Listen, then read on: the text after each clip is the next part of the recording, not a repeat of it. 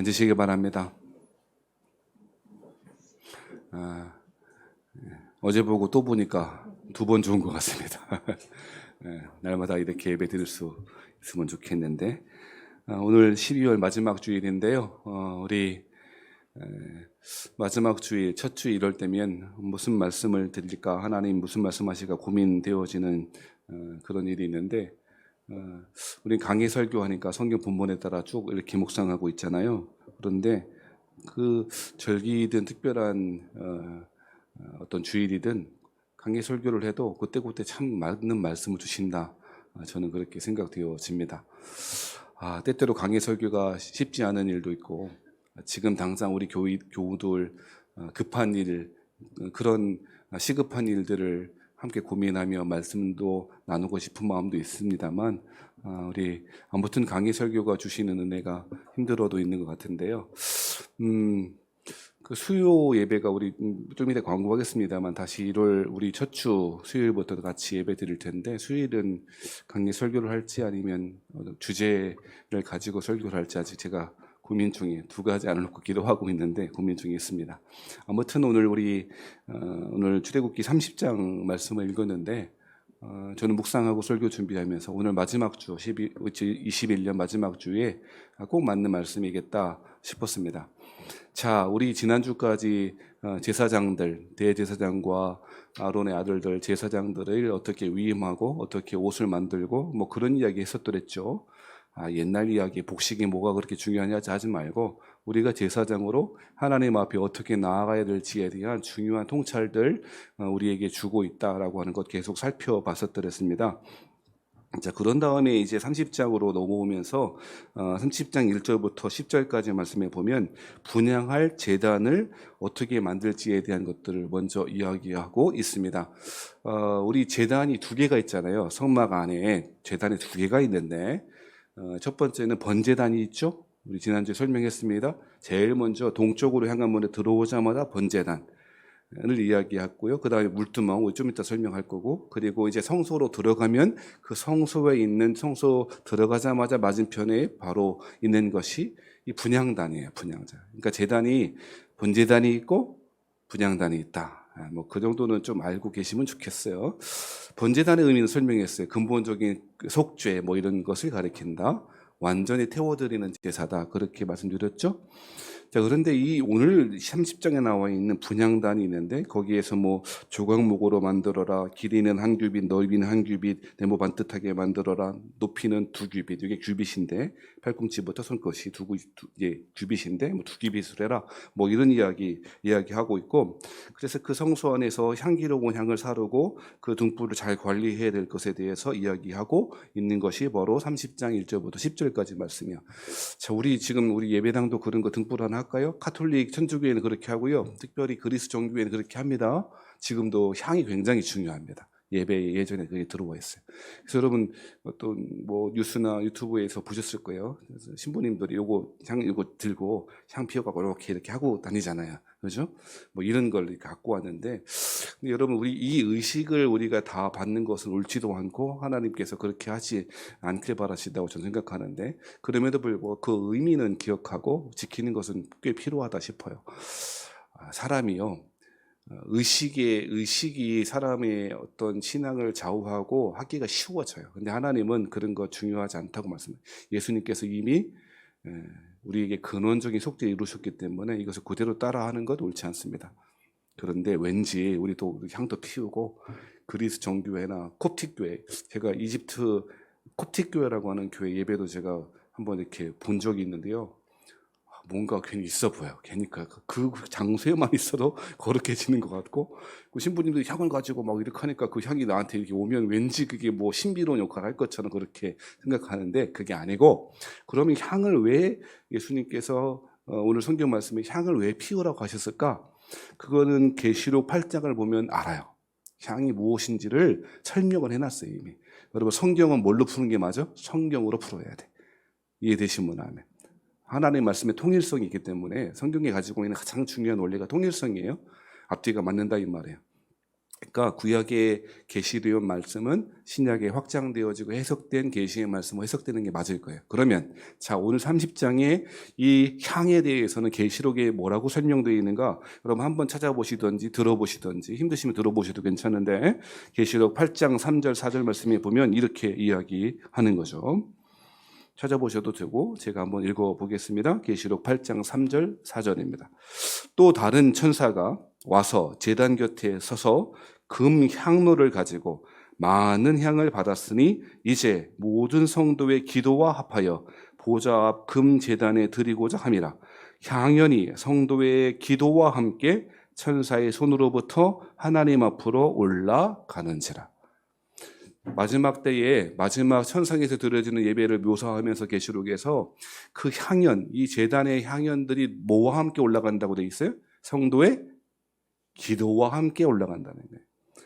향 자체가 기도다 이렇게 직유하면 안 되겠습니다만 은유적으로 비유해서 향이 올라가는 것처럼 성도들이 이 땅에서 왜 향을 피워야 되는가? 기도함으로 하나님께 나아가야 된다 이 말입니다. 여러분, 성막은 기본적으로 하나님께 어떻게 나아가야 될지를 설명하는 것이 성막의 구조예요. 그래서 번제단에서 근원적인 속죄 다 태워버리고 근원적인 속죄를 이룬 사람이 물두멍 지나 하나님께 나아갈 때마다 뭐 하면서 나아가야 돼? 기도하면서 나아가야 되는 줄 믿습니다. 그것이 하나님의 명령이라는 거예요. 여러분, 현대 그리스도인들에게 가장 소홀히 여기게 되는 것이 뭐냐면 기도인 것 같아요. 기도가 뭐냐? 그냥 식사기도. 당신은 기도 생활 어떻게 하세요? 물어보면 저는 식사기도 중심으로 기도합니다. 이런 사람들이 대부분인 줄 저는 안타깝지만 그렇게 생각이 되어지더라고요. 해도 그냥 하나님 이것 좀 저것 좀 해주세요라고 하는 그저 청원이나 탄원 기도 정도 하지 하나님의 마음이 합하여 하나님과 함께 교제하는 그 기도의 본질을 붙잡고 기도하는 것이 너무너무 어려운 시대이고 그렇게도 안 한다 이 말이에요. 여러분이요, 기도는 근원적으로 하나님과의 사귐의 통로인 줄 믿습니다. 하나님과 사귐이 기도라 이 말이에요. 그런데 우리는 기도를 무엇인가 내 소원을 이루기 위한 방식으로 기도를 이해하는 분들이 많다는 거예요. 그렇게 되면 곤란하다는 거예요. 여러분이 우리가 소원하는 것, 우리가 욕망하는 것이 기도를 통해서 다 이루어진다면 그게 좋은 일일까요? 나쁜 일일까요? 이뤄보고 나서 판단하겠다라고 생각하셔도 괜찮아요. 근데 가만 보니까요, 대부분 기도를 자신의 욕망을 이루기 위한 수단으로 삼는 사람만큼 신앙이 팍팍해지고 어려워지는 분들이 대부분 많더라고요. 기도는 하나님과의 사귐이 목적이고 그 내 소원이 이루어지는 것이나 내 욕망이 이루어지는 것은 하나님이 한번 따라 하시겠습니까? 필요하시면 주신다. 예. 뭐 하실 때 주신다고요? 때 쓴다고 주시는 게 아니고 필요하면 주시는 줄 믿습니다. 제가 우리 3번 딸에게 막 회칼을 주고서 너 이게 유용하니까 너 학교에 그 문구용 칼이 없으니 이 회칼을 가지고 와서 학교에 쓰거라. 이렇게 합니까? 안 합니까? 안 하죠. 그런데 성인이 되어서 무엇인가 필요할 때는 칼도 줄 수가 있어요? 없어요? 있죠. 하나님이 무엇인가를 주실 땐 어떻게 주신다고요? 필요하면 주시는 거예요. 여러분, 이게 간단한 원리 같습니다만 이 사실을 자꾸 잃어버리니까 말이죠. 신앙이 박박해진다 이 말이에요. 기도는 근원적으로 날마다 하나님께 나아갈 때 필요한 것이고 무엇을 위해 필요한가? 하나님과의 사귐을 위해서 필요한 것이다. 그것이 오늘 30장 1절에 왜 분향단을 그렇게 잘 만들어서 매일 그렇게 분향을 해라 라고 하는 그 이유를 설명해 준다고 저는 믿습니다. 자, 그런 다음에 우리가 읽었던 17절, 21절 말씀에는 무슨 말씀이 있냐면 노수로다가 물두멍을 만들어. 어떤 큰 그 물두멍을 둥그렇게 해서 큰 대야처럼 정말 큰 대야를 그렇게 만들고 거기에서 물을 채워라 라고 하는 명령이 17절부터 21절까지 나와 있는 것입니다. 자, 성막의 사방은 땅을 가리키는 것이라 그랬고, 그리고 성막 안에 있는 이 물두멍은 기본적으로 바다를 상징하는 것이라 그랬어요. 그러니까 땅과 바다라고 하는 이 우주 전체, 이 하나님의 피조 세계 전체를 가리키는 상징이라고 말씀드렸어요. 그것이 상징하는 바인데, 그런데 그러면 왜 하필이면 물두멍을 만들려고 그랬는가? 여러분, 이 물두멍은 기본적으로 노수로 만드는데 크기를 몇 센치로 해라 이런 규정이 없어요. 분향단이나 성막이나 성막의 기구들은 근원적으로 몇 규빗으로 해라 뭐 그런 거 자세하게 말씀하잖아요. 그런데 이 물두멍은 크기에 대한 규정이 없고 그냥 노수로 만들어라 그렇게 이야기만 하고 있어요. 그러니까 크기 자체가 중요한 것이 아니고 모양 자체가 중요한 것이 아니고 그 기능이 훨씬 더 중요하다라고 이야기하는 것 같아요. 여러분 물두멍에서 제일 중요한 기능이 뭐겠어요? 어떤 사람은 그 물 퍼서 마시는 거래. 아닙니다. 절대 아니고요. 큰 노수로다가 대야같이 큰 물두멍을 만들어서 물을 채워놓고 그것으로 뭘 하는 거냐면 제사장이나 이런 사람들이 손과 발을 씻는 거예요. 그래서 이 물두멍은 영적인 의미로는 우리의 회개를 가리키는 말이다 이 말입니다. 처음에 여러분 성막에 들어가자마자 뭐 있다 그랬죠? 번제단. 그죠? 번제단에서 뭐 한다고요? 우리 모든 죄가 다 태워지는 거예요. 그래서 근본적인 속죄를 이루는 거예요. 그런데 생각해 보세요. 자, 여기에서 문제가 생겼어요. 뭐가 문제가 생겼냐? 근원적인 속죄를 이룬 사람이 회개. 자, 우리 물두멍이 회개를 뜻한다 그랬잖아요. 그렇죠? 근본적으로 이미 속죄함을 받은 사람이 또 회개를 해야 돼? 논리적으로 맞아요, 틀려요? 안 맞는 것 같잖아요. 그래서 여러분 이단들은 그렇게 주장하는 거예요. 뭐라고 주장하는가? 야, 구원 받았다며. 그리고 죄사함을 받았다며. 그런데 왜 회개해? 그 심지어 이렇게까지 물어보는 거예요. 어떤 이단들은 찾아와서 당신 회개해 안 해? 그럼 우리 교인들은 일반적으로 착하시니까 회개하지요 그러잖아요. 회개한다는 얘기는 그 죄가 여전히 남아있다는 얘기네. 죄가 남아있으면 구원 받은 거야 못 받은 거야? 아니 받은 것 같기도 하고 못 받은 것 같기도 하고 막 우기다가 논리적으로는 안 딸리거든요. 해볼라 그러고 도망 나오거나. 아니 그리고 집에 가 생각하는 거야. 아니 그래? 아니 근본적으로 예수님을 믿으면 우리의 죄가 다 사해진다 그랬고 심지어는 과거와 현재와 미래의 죄가 다 사함을 받는다 그랬는데 왜 또 회개하라 그래? 이상하지 않아? 집에 혼자 끙끙거려. 그리고 누구한테 물어도 못 봐요. 괜히 믿음 없다 소리 들을까 봐. 여러분 질문이 많은 성도가 좋은 성도인 줄 믿습니다. 질문 없는 성도는 관심이 없다. 여러분 사랑하고 누군가를 사랑하고 관심이 있으면 질문이 많아져요, 적어져요? 많아지지. 여러분 남편이 하루 종일 밖에서 일하다가 집에 오면 질문이 많아져요, 적어져요? 대답 안 하네. 관심 없어. 살아 들어오기만 하면 돼 그냥. 근데 여러분 누구든 사랑하면 관심이 많아지고 질문이 많잖아요. 여러분 그래서 안셀무스가 이해를 추구하는 신앙 그것이 평생의 목표였던 거예요. 알고 싶고 관심 가지고 싶고 이해 안 되는 게 있으면 풀어보고 싶고 왜 이렇게 말하는가 물어보고 싶은 게 신앙인의 자세일 줄 믿습니다. 자 돌아오면 아니 예수 믿으면 과거와 현재와 미래의 죄가 다 사함받았다고 그러는데 왜 자꾸 회개하라 그래? 이것이 죄를 싫어하고 사람들의 근원적인 책망하는 것 같이 느껴지니까 사람들은 이 회개의 메시지를 약화시키거나 완전히 소외시키는 일들이 많아졌다는 거예요. 그래서 심지어는 구원파라고 하는 이단 집단들은 회개가 필요 없는 것처럼 자신들이 가르치는 교리를 받아들이기만 하면 회개할 필요도 없고 그렇게 이야기하는 것입니다. 하지만 여러분 성경의 정신을 가만히 살펴보면 회개는 우리의 구원을 위해서 필요한 것이 아니고 하나님과의 친밀함을 위해서 필요하다고 계속해서 이야기하고 있다는 거예요. 여러분요, 기도할 때 기도의 목적이 무엇인가 소원 성취를 위한 수단이 됐어요? 하나님께 나아가는 방편이 됐어요? 1번이요? 2번이요? 2번 아닙니까? 회개가 마찬가지입니다. 여러분 보세요. 회개는 죽어있는 사람이 할 수 있을까요? 없을까요? 죽은 사람은 말이 있어요? 없어요? 저기 광도 공원묘지 가서 이야기해봐요. 수천 명 거기 누워 계시거든요. 물어봐봐. 좀 일어나시라고. 한마디라도 하지 못하죠. 대답할 수 있어요? 반응할 수 있어요? 없죠.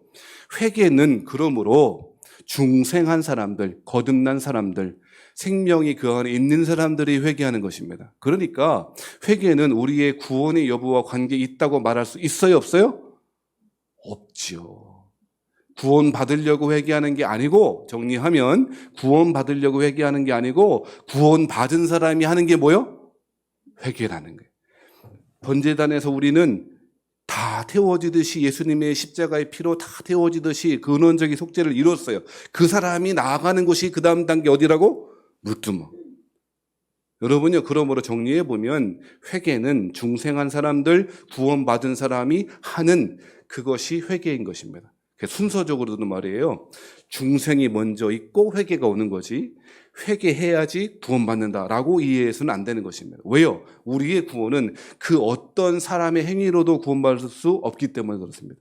오직 구원은 그리스도를 믿는 믿음으로만 구원받는 것이고, 그것이 아무리 거룩하고 성스러운 일이라 할지라도 구원에 전혀 도움되지 않습니다. 오직 구원은 예수님을 믿음으로 말미암아 구원받는 줄 믿으시기 바랍니다. 그런데 여러분, 예수님이 그러면 구원받은 사람에게 왜 하필이면 자꾸 회개하라고 이야기할까? 심지어는 아론과 그의 아들들이 그 두 명의 수족을 씻으라 그러고 씻지 않으면 심지어 죽기를 면한, 여기 21절의 말씀에 보면 수족을 씻어서 죽음을 면하라라고 하는 말씀은 그렇지 않으면 어떻게 된다는 거예요? 죽는다 이 말이에요. 왜 하나님이 그렇게까지 이야기하실까? 그것은 먼저는 기본적으로 하나님이 거룩하신 분, 깨끗하신 분이시기 때문에 거룩한 백성 되어 깨끗함으로 하나님께 나아가야 된다라고 하는 기본적인 의미일 것입니다. 그런데 깊이 생각해 보면요, 저는요 이러한 하나님의 명령이 주시는 의미가 훨씬 더 중요하다고 생각해요. 여기에서뿐 아니라 성경에도 보면 예수님께서도요 회개하라라고 하는 메시지를 얼마나 많이 하시는지 몰라요.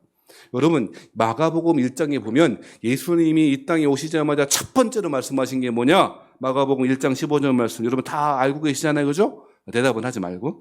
마가복음 1장 15절 말씀에 뭐라 그랬는가? 이르시되 때가 찼고 하나님의 나라가 가까이 왔으니, 천국이 가까이 왔으니 회개하고 복음을 믿어라. 뭐하고?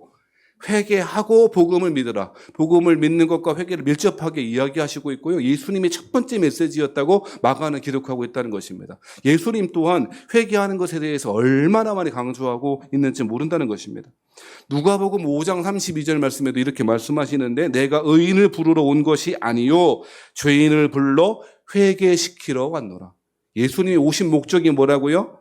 잘난 사람들, 의인된 사람들, 그런 사람들, 힘 있는 사람들 불러 모으려고 한 게 아니고, 죄인 되어서 아무런 소망이 없는 사람들 회개시키기 위해서 오셨다 이야기하는 것입니다. 그리고 여러분 잘 아시는 말씀이 누가복음 15장 7절 말씀이 있어요.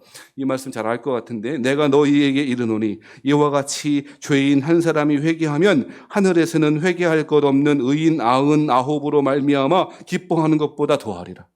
예수님이 하나님 기뻐하시는 일이 있답니다. 누가복음 15장에는 1년에 잃은 드라크마 비유, 잃은 양의 비유, 이런 거 있잖아요. 그런 다음에 마지막 잃어버린 아들 탕자 이야기, 이렇게 시리즈거든요. 그 끝에 하신 말씀이 예수님이 하나님 기뻐하시는 게 있대. 저 99명 그 양, 그 내버려 두고라도 그 한 양이 돌아오고 회개하는 일이 하나님이 기뻐하신 일이다라고 이야기하고 있다는 것입니다. 근데 여러분, 왜 그것이 꼭 하나님의 기쁨이어야 할까요? 하나님께서, 그 이유는 간단합니다. 하나님 우리를 사랑하시기 때문입니다. 여러분요, 두 남녀가 있다고 생각해 보십시다. 너무너무 사랑하는 사이예요. 그런데 A와 B, 남자와 여자가 있는데 남자가 여자를 더 사랑하는 거예요. 근데 이 B라고 하는 여자가 못됐어요. 못돼갖고 무슨 짓을 하는가? 맨날 싫으면 헤어져. 맨날 그 얘기. 근데 남자는 헤어질 수가 없어요. 이 남자는 헤어지는 게 너무 두려워요. 고통스러워요. 근데 이 여자는요, 이 나빠. 사랑을 무기로 자꾸 공격하는 거예요. 여러분요, 세상에서 가장 치사한 사람이 누군지 아세요? 누군가가 자기를 사랑하는 그 사랑을 이용하고 그 사랑 자체를 수단으로 하여 사람들에게 상처 주는 사람이에요. 근데 그게 누군지 아세요? 그게 저와 여러분일지도 모른다는 거예요. 여러분, 우리는 하나님께서 우리를 사랑하신다는 사실에 너무 둔감해요. 그리고 여러분요, 사랑하는 두 사이가 있었을 때 누가 더 고통당하는가? 더 많이 사랑하는 사람이 고통당해요. 이해되시면 아멘. 우리 예를 들자면 이렇게 좀 복잡해지니까 봐요. A하고 B하고 누가 더 고통받는가? 사랑 때문에 고통받는 경우에는 더 사랑하는 사람이 고통당하게 되어 있어요. 여러분, 예수님이 왜 우리에게 회개를 명령하셨을까요? 그것은 회개해야 구원받는다라고 구원의 조건을 설명하신 게 아니에요. 구원은 앞서 말씀드렸듯이 하나님의 전적인 은혜로 구원받습니다. 그 어떤 것으로도, 그 어떤 거룩한 노력으로도 구원에 1도 도움되지 않습니다. 그렇죠? 근데 왜 회개하라고 그래요? 하나님이 예수님이 우리를 사랑하셔서 사랑의 교제 가운데 초청하시는 예수님의 고통의 소리가 회개하라라고 하는 메시지인 줄 믿습니다. 사랑하신 여러분, 예수님은 우리를 사랑하신 그 사랑 때문에 고통당하셨습니다. 이렇게도 못하고 저렇게도 못하는 저 망나니 같은 저 자식들을 위하여 예수님이 고통당하셨습니다. 다른 이유 하나도 없어요. 예수님이 고통당하실 이유는 한 가지도 없었습니다. 단 한 가지 이유는 예수님이 우리를 사랑하셨다는 것입니다. 하나님이 우리를 사랑하셨다는 그 이유 때문에 예수님은 우리 성부 하나님은 자신의 독생하신 예수님을 십자가에서 처절히 죽어가는 장면을 고통스럽게 쳐다볼 수밖에 없었습니다. 사랑하신 여러분, 우리가 이 하나님의 사랑을 조금이라도 헤아려 한다면, 하나님께서 우리를 사랑하신 그 사랑을 마음에 조금이라도 품고 있다면 우리의 삶을 돌이키는 것, 회개하는 것, 그것이 필요한 줄 믿습니다. 구원받기 위해서가 아니라 하나님의 마음을, 하나님의 사랑을 깨달아 아는 사람들이 할 수 있는 것이 그러므로 회개인 것입니다. 우리 예수님은 회개하라고, 돌아오라고, 다시금 그 사랑의 품으로 돌아오라고 그렇게 요청하는 것입니다. 여러분, 회개의 동기는 회개하지 않으면 벌 받을까라고 하는 동기야말로 유치한 것입니다. 물론 여러분, 저는 예수를 잘 믿어야 신앙생활 잘 하는 사람이 복 받는 줄 믿고 신앙생활 잘 못하면 벌 받는 줄도 믿습니다. 하나님 그러신 분입니다. 왜 그렇습니까? 자녀이기 때문에 그렇습니다. 내 새끼 아니면 벌 줄 이유도 없고 칭찬할 이유도 없습니다. 하나님이 우리를 사랑하시고 하나님이 우리를 자녀 삼아 주셨다면 잘못하면 벌 받고 잘하면 칭찬받고 하는 것 당연한 일입니다. 그것이 기복신앙이 아닙니다. 여러분, 제가 기복신앙을 자꾸 문제 삼으니 안타깝게도 수많은 우리 교우들도 다 그런 것인 것 같은데, 하나님이 주시는 은혜, 하나님이 주시는 복 자체를 추구하지 않습니다. 불행한 일입니다. 사랑하신 성도 여러분, 하나님이 은혜 주시지 않으면 어떻게 살겠습니까? 제가 간증할 일이 최근에 많은 거 아시죠? 하지만 않게. 아무 관심, 어떻게 살아야 될지 그저 교회 하나만 바라보고, 어떻게 하면 교인들이, 우리 교우들이 말씀의 진리 앞에 설 것인가, 그거 하나 고민하고 그렇게 살아왔다고 저는 생각해요. 욕심 부리지 않았고요.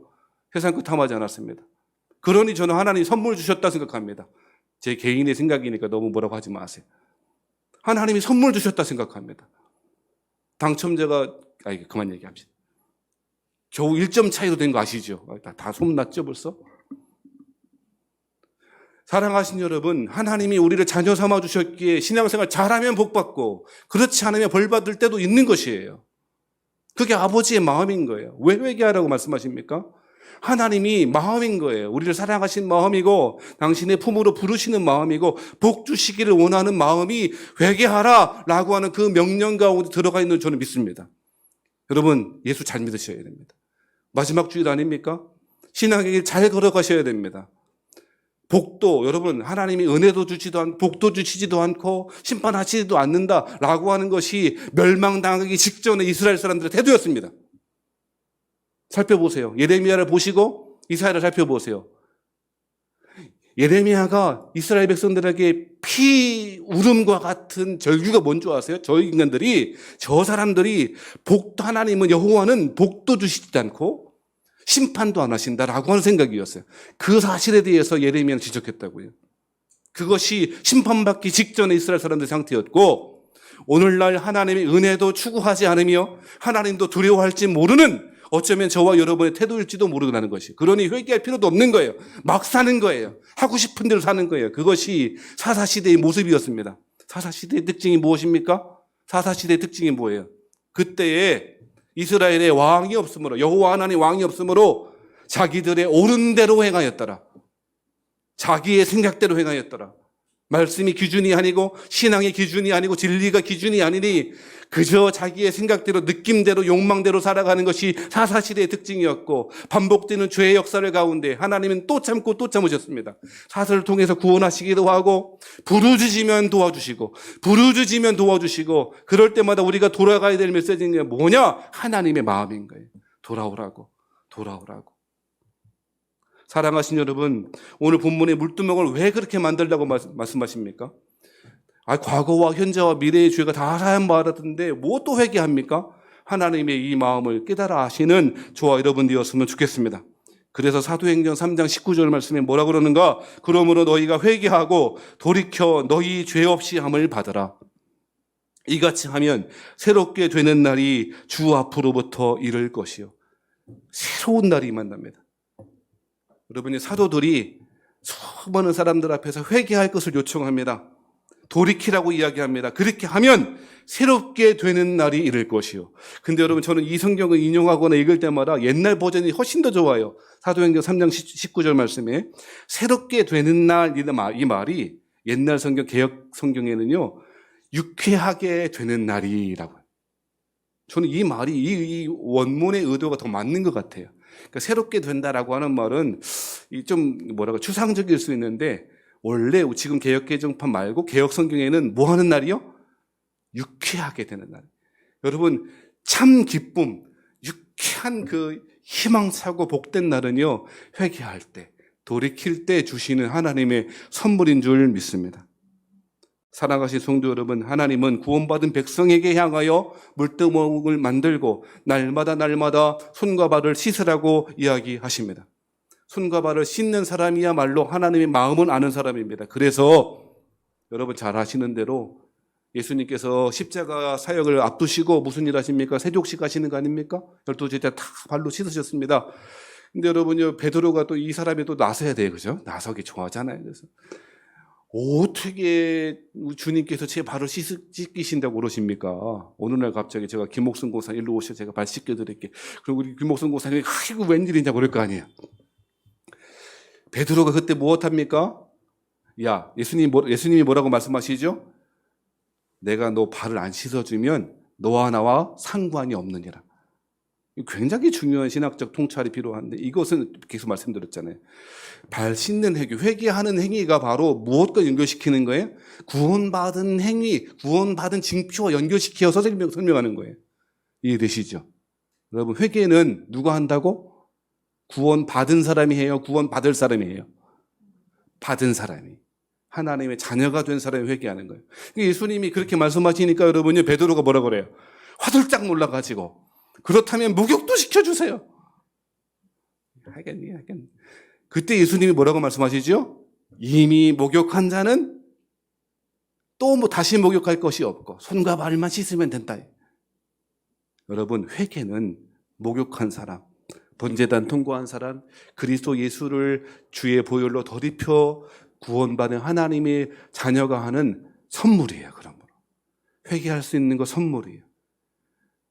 여러분, 회개가 하나님의 선물인 이유는 하나님이 우리 가운데 애통하고 회개할 마음을 성령님을 통해서 주셨기 때문에 회개하는 거예요. 가만 시켜보면요, 우리 회개하십시다 그러면 막 생각해, 막 짜네. 마른 행주에서 막 그 국물 짜듯이, 국물은 아니고 마른 행주 짜듯이 막 짜내서 회개하는 거예요. 제가 느낀 게 그래요. 회개는 하나님의 은혜가 있어야 되는구나. 사랑하신 여러분, 말씀 마치겠습니다. 오늘 아침에는 기도할 때에 우리 2021년 마지막 주일인데, 하나님, 찬송가의 그 가사처럼 애통하고 회개할 마음 충만하게 하옵소서. 우리 주님께 더 가까이 가게 하소서. 주님의 마음을 헤아려 알게 하소서. 여러분, 우리 주님 고통당하실 이유 하나 없었는데, 우리를 사랑하시는 그 단 한 가지 이유 때문에 그 모진 고통 당하셨다면, 우리 주님 우리를 사랑하신 그 마음에 품고 이 한 해를 잘 정리하시는 저와 여러분 되시기를 바랍니다. 기도하시겠습니다.